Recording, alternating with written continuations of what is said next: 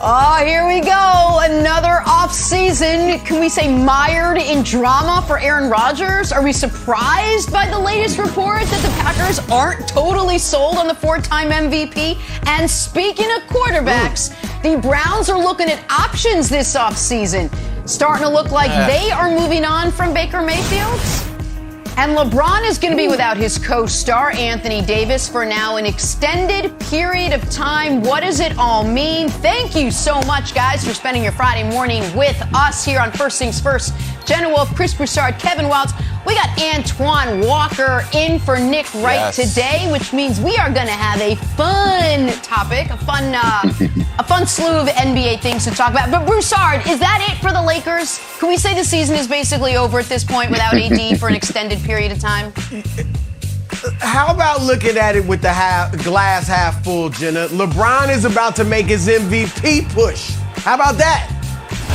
That's the way to look at it. Be optimistic. Well, optimistic. That's one pair of glasses to put on and look at it. But let's start in Milwaukee, and then we'll get to LeBron. We have to start there after what we saw last night. Sixers-Bucks in the battle of Eastern Conference heavyweights. Embiid and Giannis in the battle of MVP candidates. It was MVP frontrunner Joel Embiid who outplayed Giannis in this one, 42, 14, and 5.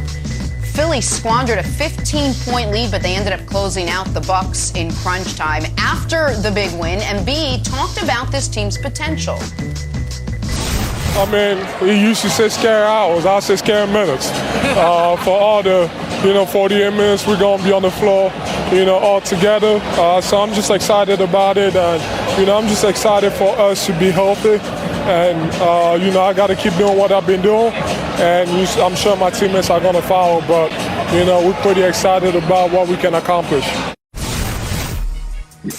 His head coach, Doc Rivers, equally optimistic, had this to say on when the Sixers can win a title. I always think right now, he said, I've been in this league too long. I know it's short. I know it's going to be hard to get it together. But having said that, the time is always now. Chris Broussard, is there urgency for the Sixers to win the title this season? There absolutely is, Jenna. I'm not saying their window is only these next few months. I mean, they'll be in the hunt next year. Maybe the year after that. But they should be thinking right now, this is our best chance to win a title for several reasons. One of them is James Harden. James Harden will be 33 at the start of next season. He'll be entering his 14th year. Now, Harden has been an Iron Man for basically a decade when he was in Houston. And now all of a sudden, the last 2 years, he's more banged up and injured than ever. We know he loves the nightlife. So what type of toll has that or will that take on his body going forward? Let's keep it real. And this season, while he's played at an all-star level, he has not, played at a superstar level. So James Harden probably isn't getting any better. So you better get the most out of him right now and try to win it this year, because who knows if he'll be even this good next year. Joel Embiid, the second reason. Embiid, this is probably the healthiest he's looked, Twine, and yet he's already missed 12 games. He still missed 12 games already. And so he always, as great as he is, he always appears or feels like he's just about to fall over into a heap. Like he's just one moment away from crashing down and being injured. And they understand that. That's why they wanted Harden now and not in the summer. So who knows how long Joel Embiid's body is going to last. And then I think, Twine, Brooklyn, while they're going to be pretty good this year, I think next year they'll be better with Ben Simmons once he's really acclimated and back to being himself. So I just think the landscape in the league as well is better suited for Philadelphia to win the championship this year, Twine, than any year going forward. I do agree with you as far as the sense of urgency is now, but I think that now is 2 years. I think when you think about it's 24 games left, it seems like Harden is not healthy. They've hired a specialist to work with his hamstring and to try to get him healthy. I think it's going to take some time because Harden and Embiid is not the perfect fit style-wise to play with each other. So we have to keep that in consideration. I know you think you could put any 2 or 3 stars together and think it's going to work. but Harden's a ball-dominant guy. Embiid, the last 2 years, is on a tear. He could have easily been the MVP last year. This year, he'll probably get named MVP. And he has the ball in his hands a lot. And he doesn't need Harden to get his offense. He doesn't need Harden to get his shot at anything. Embiid can do everything on the basketball court. So they're going to need some time. They have the pieces in play right now with Tobias Harris only being 29, who's playing great basketball. Maxi's having a career year.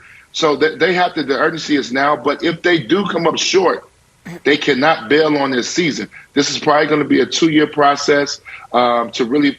But they're in the conversation. This trade put them in the conversation. So I think that's what we got to remember. They're finally in that championship conversation because the East is tough. Brooklyn, Milwaukee, the Bulls now. You got Cleveland. You know, the Eastern Conference is on a climb. And the Celtics can start to play great. Yes. So the Eastern Conference is tough. Don't let him coach you into that. They're there. Don't let him coach you into It's not just because Antoine's a great Celtic. I'm a Celtic. He is a great Celtic. Bull Celtics, just Antoine, torn loyalties.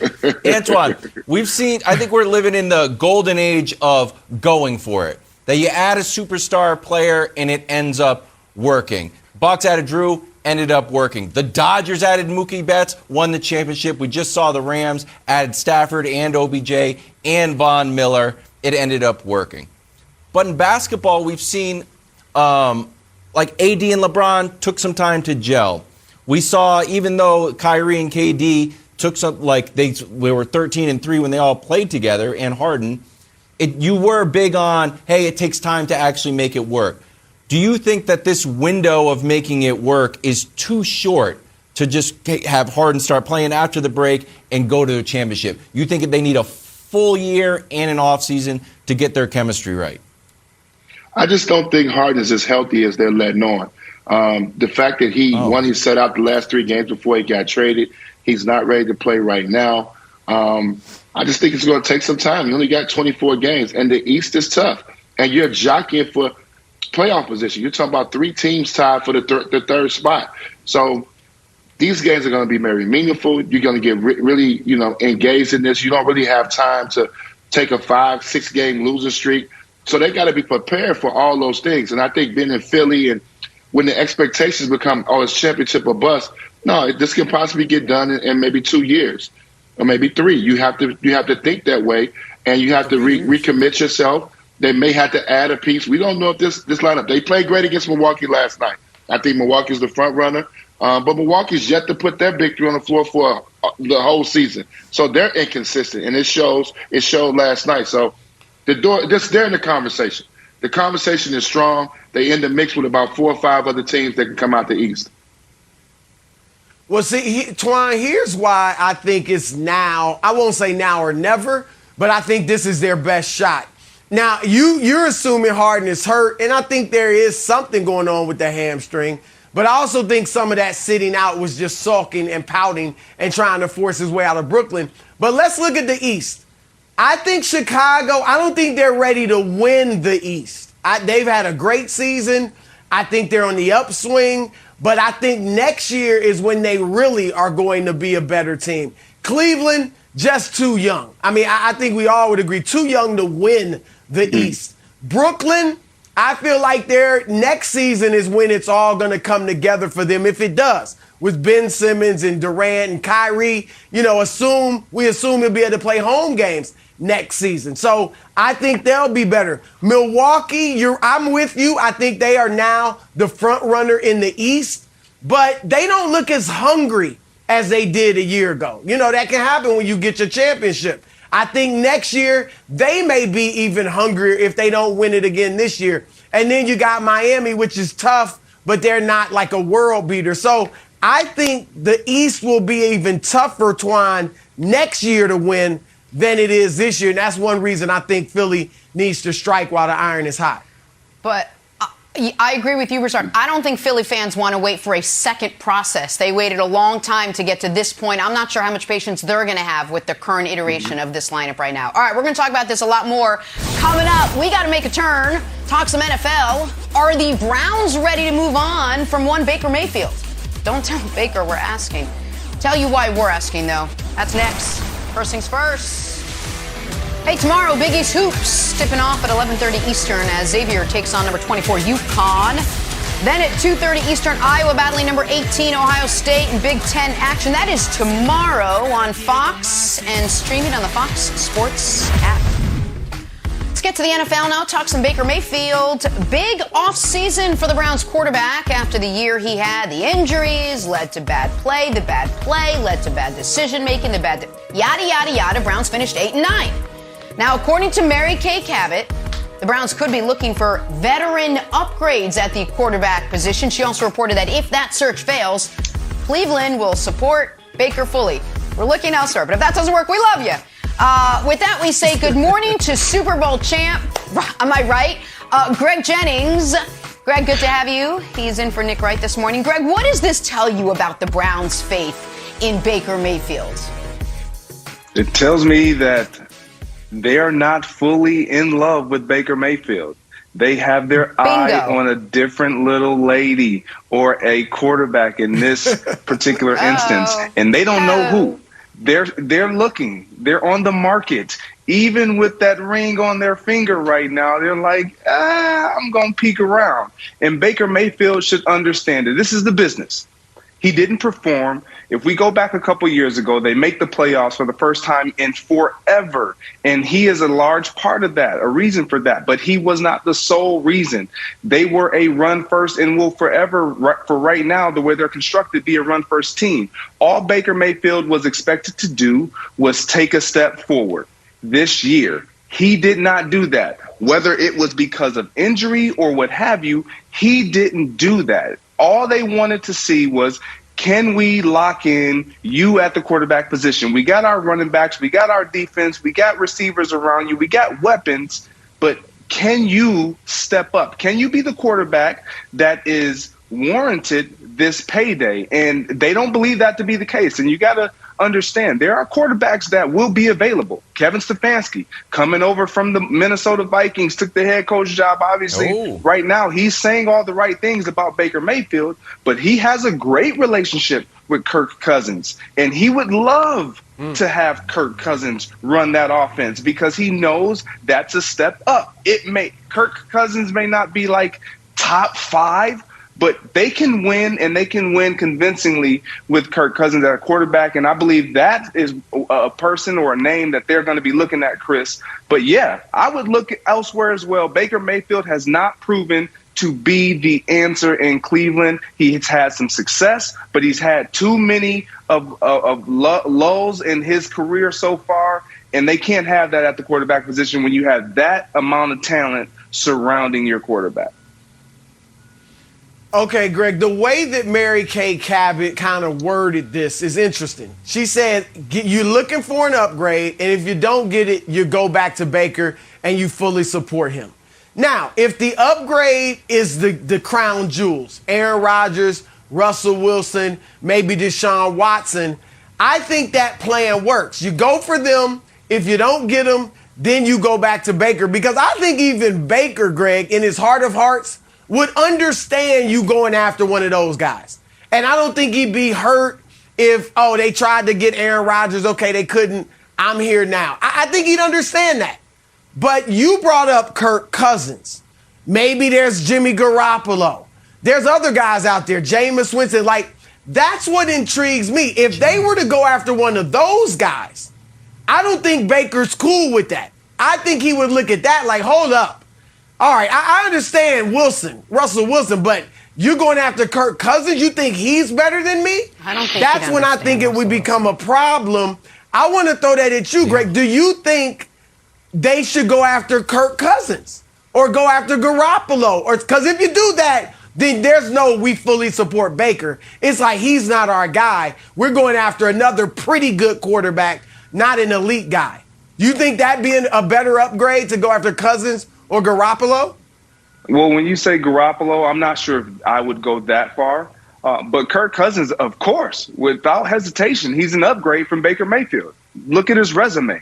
Baker Mayfield has not been what his card has called him to be. We've seen his highs, and they're quite not high enough. We've seen his flash, but they're not consistent. There's no longevity in it. And that's what Kevin Stefanski and others were waiting for. Can he ride that wave of what we saw in that playoff run, not turning the ball over, making that crucial and that tough throw and being confident? We didn't see that. And again, it may have been because of his injury, but I can't put all that on Baker or on the injury. What I can say this, Chris, about what you just said, it doesn't matter right now. They have to get better. They've experienced winning. They got to the playoffs. Once you have that taste, you can't start going back in reverse. Your fan base is expecting you to continue to improve at all costs, at every position-wise, and the quarterback is primary to your success.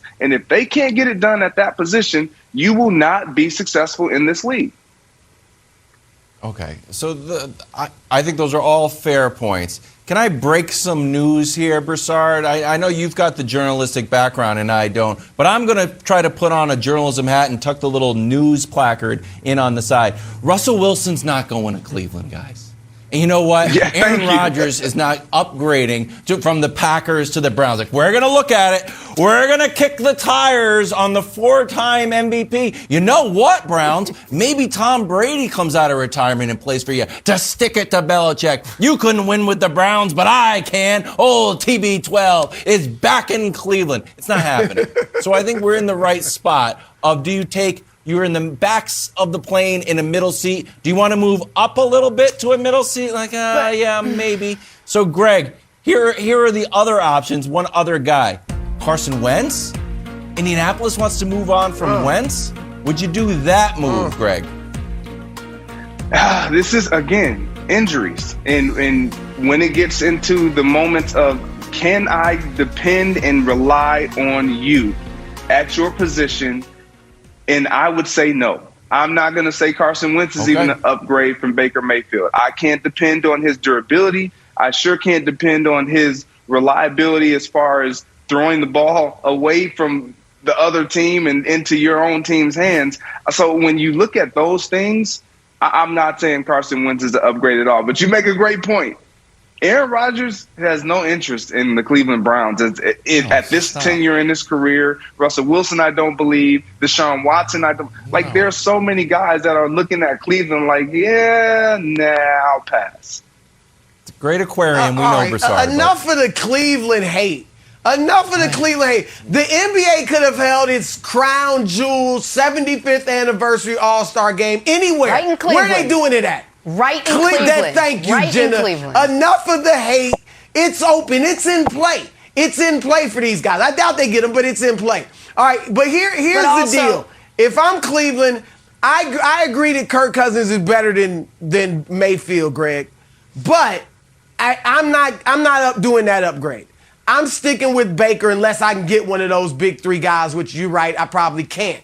All right, so I think Cleveland's looking at this as, we want to see what Baker can be when he's healthy. Because you saw all last year, Wiles, you know this, I was saying Baker should play. The injuries aren't an excuse, but it is somewhat of an explanation. He did play banged up. It probably hindered him to a degree. So if I'm Cleveland, I want to see what he can do when healthy. I want to see what he can do without the distraction that was OBJ. Because as great as OBJ is, it was a distraction. So let's see what Baker's like this year, and then I can decide, is he my franchise guy going forward, or at least for the next few years, or do I really need to move on? So I think Cleveland's in a good spot with the quarterback to see what Baker is in a prove-it year, Jenna. Whoa. Wait a minute. OBJ was not a distraction. I'm sorry, Jenna. OBJ was not a distraction. In Cleveland, he was? No. He was a potential piece that Baker couldn't make work.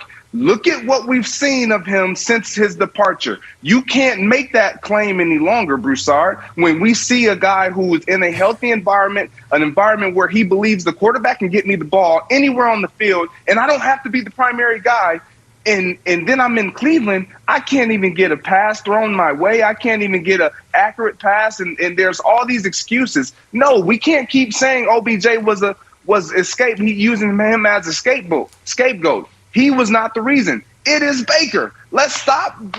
I'm a Baker fan, but Jenna, he's not good enough right now. Until he proves that, and maybe he gets an opportunity in Cleveland, maybe he doesn't. He's not the future right now. Well, we all know Baker and his personality. A report like this does two things. It's either going to tick off Baker and you're going to be mired in off-season messiness as he comes in and gets healthy, or it's going to motivate him, and maybe he does come back and give you that prove-it year, and then maybe you don't have to go out and find a veteran upgrade. All right, we will watch this. More to come. We got to get back to the NBA now. Anthony Davis, speaking of injuries, is going to miss more time than originally expected. Is that it for the Lakers? They done now? We'll discuss next. First things first on a Friday morning.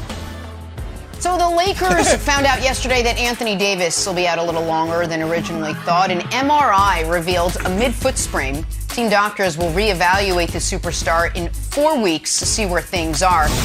It's becoming a troubling trend for AD in LA. The foot joins this list, a myriad of injuries. Anthony Davis. Jeez. Since he joined the Lakers in July of 2019. Broussard, take all this in. Is the Lakers season over after AD's latest injury? I know, Jen, at the top of the show, I sounded optimistic, but I'm going to let the audience in on a little secret. That was just for suspense. You're not. That was just to whet your appetite, all right, and draw you in. I do think it's over, Twine, for the Lakers. I hate to say it. You always think in the back of your mind, but LeBron. But looking at this realistically, I think they're done. Because we know it's not going to be 4 weeks. They're going to reevaluate him in 4 weeks. See if the treatment is going the right way and all that. I think it's going to be at least 6 weeks. So let's say he's back in 6 weeks. That's April 1st. He will have missed 18 games during that time. 12 of those games are against playoff teams. Remember, as bad as the Lakers have been, they have had a light schedule. And going forward, they've got the toughest schedule remaining in the West. So I think without Anthony Davis, their defense is going to remain horrible. They can't stop anybody at the point of attack. AD was helping because he's such a good rim protector, and he would bring deterrence in the paint. But now when he's gone, guys' defenses are going to be, or offenses are going to be getting by them and having their way with them. And then, Twan, the extra workload is going to put on LeBron. You can't tell LeBron go out there and just play 34 minutes and just try to keep us afloat. LeBron is going to go all out. He's going to play 37 minutes or more maybe now that AD's not there. So what type of toll does that take on his body? I mean, we just saw him get back from injury. So he already has said that knee is not going to heal. That is the only thing is going to help it is rest. So will that knee be able to stand up against the extra workload, Twine? So I hate to say it. I think they'll still get in the play-in or maybe the playoff. But I think their chances of really doing something this season are over, Twine. Yeah, it's unfortunate, but I have to agree with you, Chris. The season's probably over because the expectations are to win a championship. They're not at championship level. They're going to probably be in the play-in game when you think about 24 games left, up 4.5 on San Antonio, who's right there behind them. So they'll be in the play-in game. And its unfortunate part is that LeBron James is having such a monster season, and it's going to go probably for a waste because they're not going to be able to make a deep run. I just think AD being out 4 weeks, and for somebody else, I would say, yeah, but for him, and you see those list of injuries, his pain tolerance, his urgency to come back may not, we don't know what he's going to do. You think 6 weeks, obviously the Lakers are going to probably try to push him to get back in 3 weeks. He probably don't, so we don't know where AD's at, where his mind is at right now.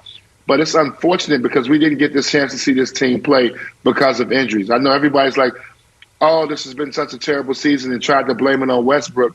But if you really look at this team and look at it from top to bottom and dissect it, LeBron's missed 17 games, AD's missed 21 games, and Carmelo Anthony's missed 8 games.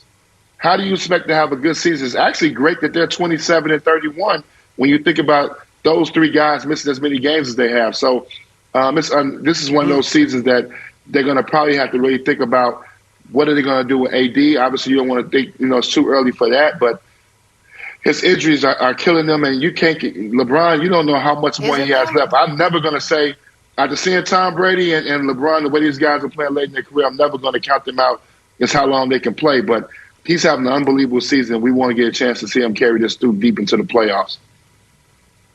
Okay, but you don't think you think their season's basically over, Antoine. Broussard, you think the season is basically over. I think LeBron has got a puncher's chance. The question is, when does the puncher's chance not have a chance? So, Broussard, on my old mobile sports book, you know how I like the Orlando Magic. You can still bet the Orlando Magic, make it to the playoffs and win the championship. It's on the board. Nobody thinks it's going to happen, but it's on the board. Could you see a scenario where LeBron shuts it down? If he's had a few injuries this year, we've heard that his knee hurts. Is there a scenario, I think it's on the board now, that if they start looking up at the play-in, like, all right, if we really grind, we can make it to the play-in, to what end? So could you see LeBron taking extra care and extra attention to that knee, and shutting it down sounds like giving up, but let's say prioritizing his health. How about that? Could you see that happening? You know what, Wilds? I had not thought about that. I had thought as Twan kind of started to go there, do you start looking to trade Anthony Davis? I thought maybe that, but I hadn't thought about LeBron shutting it down. But you're right. Like, I think they'll give it a few weeks and see if they can make a push. And if they, who knows? I mean, we didn't think they were going to come back and beat Utah once AD went down. So if LeBron somehow can carry them to a bunch of wins in the next few weeks, and then it's looking like, okay, they're starting to move up. 7th seed, the 6th seed is in sight, things like that, I think he'll keep playing. But if it goes the opposite way and they're struggling and maybe they even fall, to the 10th spot or lower, then I think it makes sense to actually sit LeBron down. We saw him do it a few years ago. Remember, I think it was his first year in L.A. when he, came back from the groin injury and then said, you know what, we're not going anywhere. He shut it down and got some rest. Next year, they win the championship. So, yeah, Wiles, I think that is very much in play. And I think it would be wise of LeBron to do that. I know he's got his sights on Kareem's record, but if he plays next year anywhere near what he's doing this year, then he can still get that record. So I think that makes a lot of sense, Wiles. Wow, that's a nice take. I like that. I didn't think about that as well. But LeBron James is Kareem. You just said it right there. He's on Kareem Hills for that scoring. And when you think about how he's playing on the offensive end, you're gonna ride this thing out. This become when you're a basketball player. I think LeBron's feeling really good about himself offensively. He's in a great groove. This is gonna take a lot to have him just shut it down. I think he would embrace the challenge of coming out to playing the playoff. If it got to be a play-in game and it'd be something challenging for him to try to do, I think he has respect for Melo and trying to see if they can make a playoff push, guys that's on his team in Westbrook. So I don't think he would just shut it down. I think those guys will play it all the way through, even though they're not in position or they're not team chemistry-wise to chase the Golden State Warriors, the Phoenix Suns, those teams that are headed in the championship mind frame. Right. So we'll be interested to see. I think LeBron James wants to play it out. At this point, he might as well play it out. Unless he has something really severe that it can damage even more, play it out. I think he's playing too great not to. I think this is great watching him play. All right, the news this morning, Anthony Davis will be reevaluated in 4 weeks, but until then, no AD in that Lakers lineup. Antoine, thank you so much. As always, we got to take a turn, talk some football. Fox Bet still has the Green Bay Packers as the favorites to be Aaron Rodgers' team next season. He might not be sticking around after the latest report, though. We'll share it with you next. First things first. Nice words from our friend Colin Cowherd.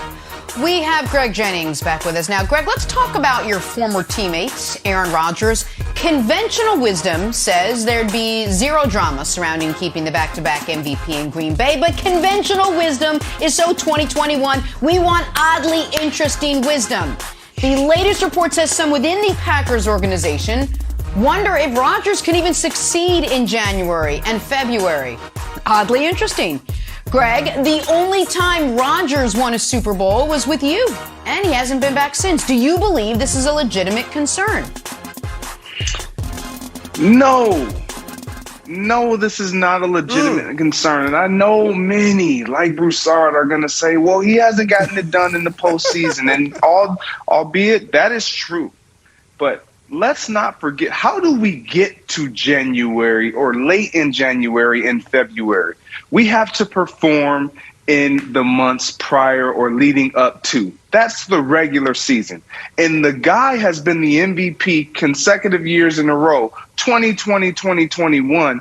And you all of a sudden believe, or someone within the organization believes, wow, he can't get it done when it really matters. Well, I would say this.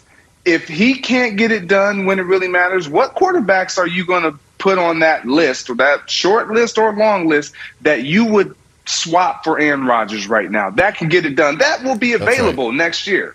Exactly. None. So this is your best option. And then something like this comes out from within an organization where he's already had relationship issues, where you know he's kind of teetering, well, am I going to come back? Am I going to leave? And then something like this comes out to only distance or further add conversation or possible tension to his decision to come back. You can't have things like this when he is your best available option and he is your best chance of winning, regardless if you believe he can win in January or February, which I do not believe to be the case. And stats, yes, Chris, say that he has gotten tight. He does not trust as much as he does in the regular season. So is there some kind of not in agreement there? Possibly, but I'm not trading or looking for any other quarterback in that moment to lead my team other than Aaron Rodgers. He's the MVP. Come on, let's be real. Like, we look for every little nugget just to throw flames and wood on the flame. Like, stop it. Well, hold on, Jennings. Since I'm Broussard to you, you're Jennings, all right? Jennings, listen, you said it. In the regular season, everything you said was about Aaron Rodgers in the regular season, right? And you get no argument from me or anybody else. Of course, he's phenomenal, one of the best we've ever seen in the regular season. He deserved his second straight MVP, even though you could have given it to Tom Brady too. All right, that's not the issue, nor is the issue who you're going to get. Yeah, I'm keeping Aaron Rodgers if I'm Green Bay. Yeah, I have questions about what he's going to do in the playoffs, but certainly I'm keeping him. Or if I'm Denver or Tennessee or Tampa Bay or one of these other teams, Pittsburgh, yeah, I'd love to get my hands on Aaron Rodgers. That said, the proof is in the pudding, Greg. He simply is a different quarterback in the playoffs. There's no ifs, ands, or buts about it. And it's particularly as the stakes get higher. I know he was good in the Super Bowl that he won. When you won it with him, he was good. No doubt, 3 touchdowns, I believe. But outside of that, in the biggest games of his career, which are those NFC championship games, he's different. And it's not just that his record is 1-4. And that the last two, well, not even the last 2 championship games, but his last 2 losses in the playoffs have both come at home with 13-3 records. All right? It's not just that, it's the way he plays. Aaron Rodgers, for all the greatness about him, for all the wonderful statistics, all the MVP awards, I would argue that the first thing that may come to people's minds when they think of Aaron Rodgers will be, he never turned the ball over.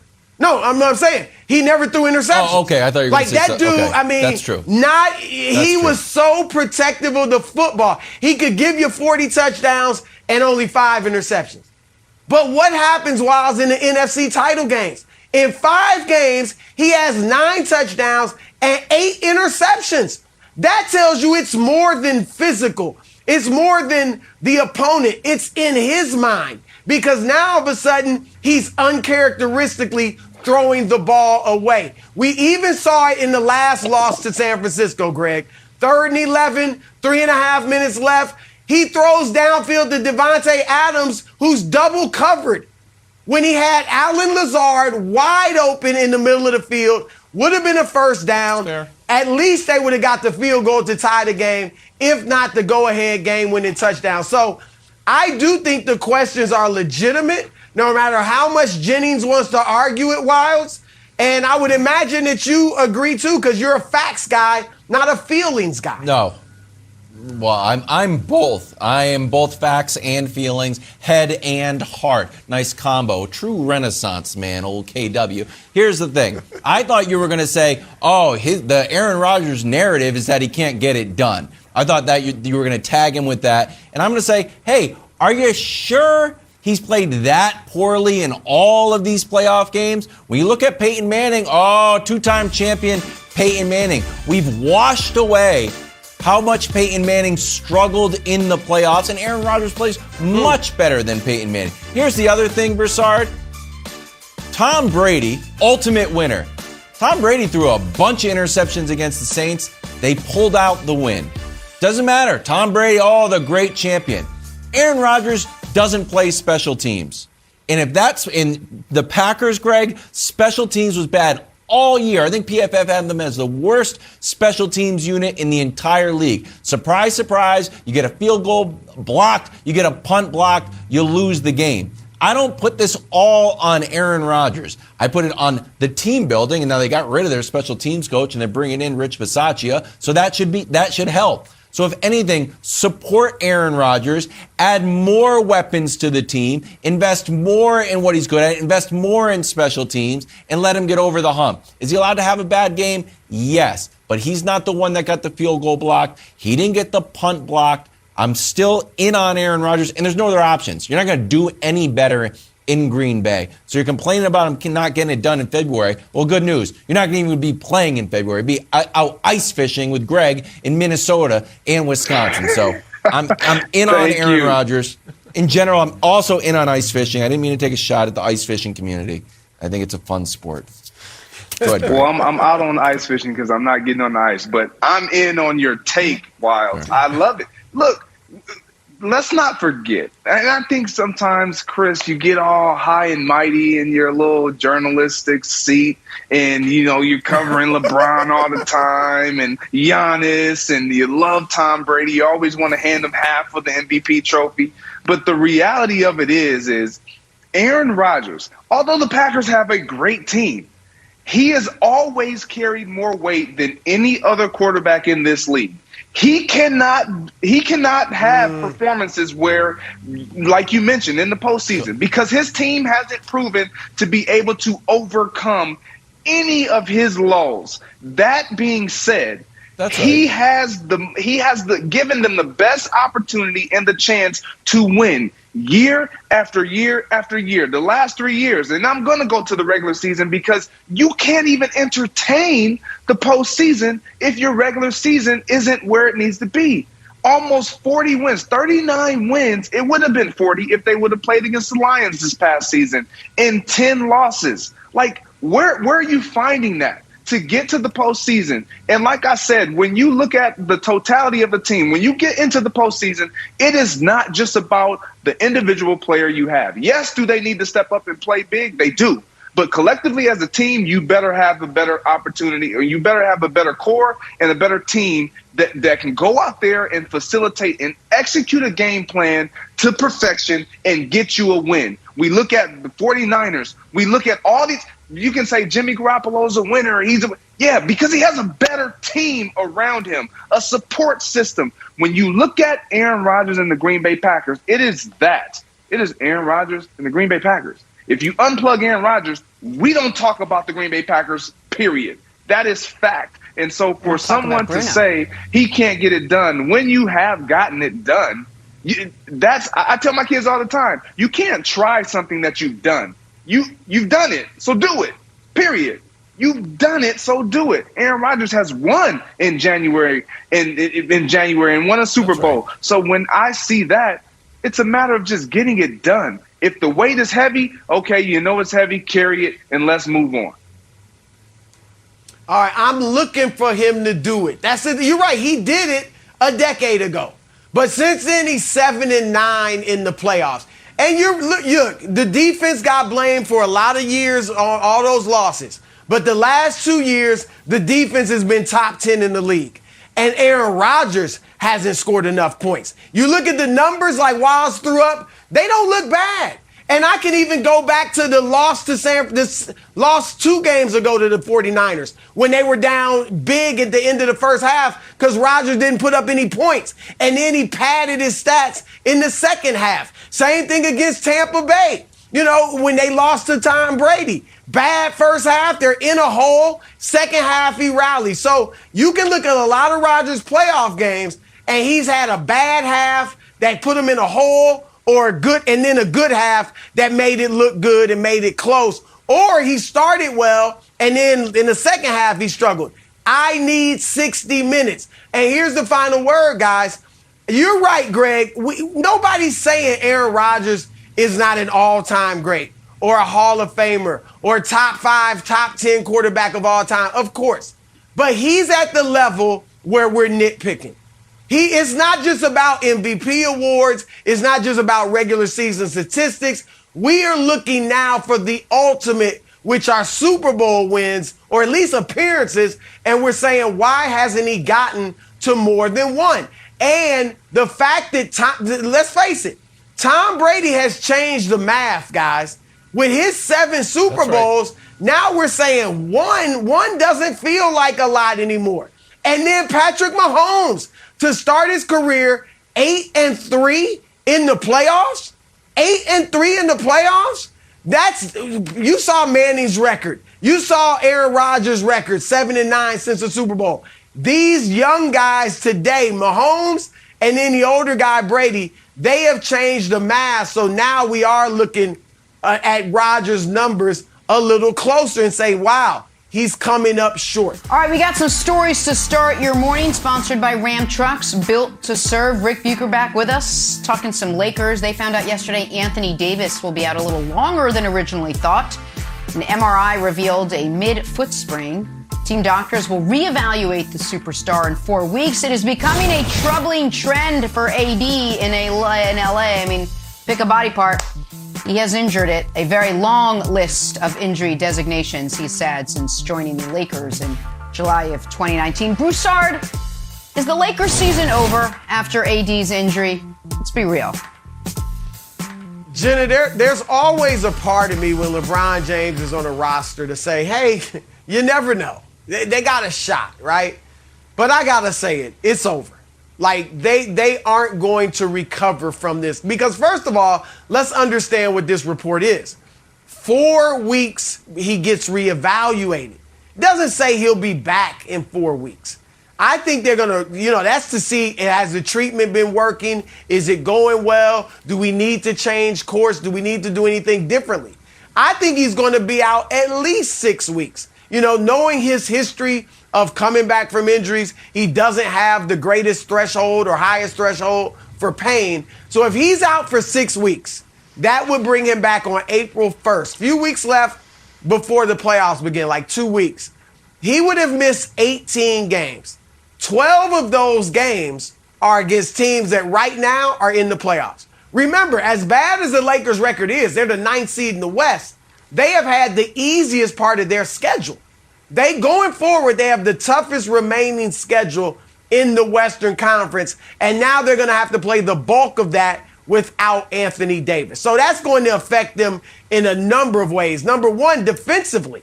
Their defense, I feel like, is picked up a little bit the last few games since Milwaukee drubbed them a few games ago. Their defense looked a little bit better. But they still can't really stop anybody on the perimeter, keep them from breaking them down off the dribble. And AD's rim protection helped them a lot in that area. Now that's gone. So I think their defense is going to plummet once again. And then with LeBron's not going to go out there and just play 34 minutes and just kind of coast and try to keep the team above water. He's going to go out there and play, give it his all, play 37 minutes, maybe more now that AD is out.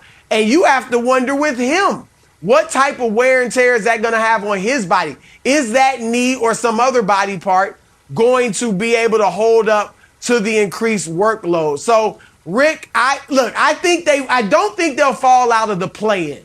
Right now they're 9th. If they can finish between 7th and 9th, then they can still feel good about that. I don't think they'll fall all the way out of the play-in, but I think their chances of really making major noise in the playoffs is over. Over? Did you say over?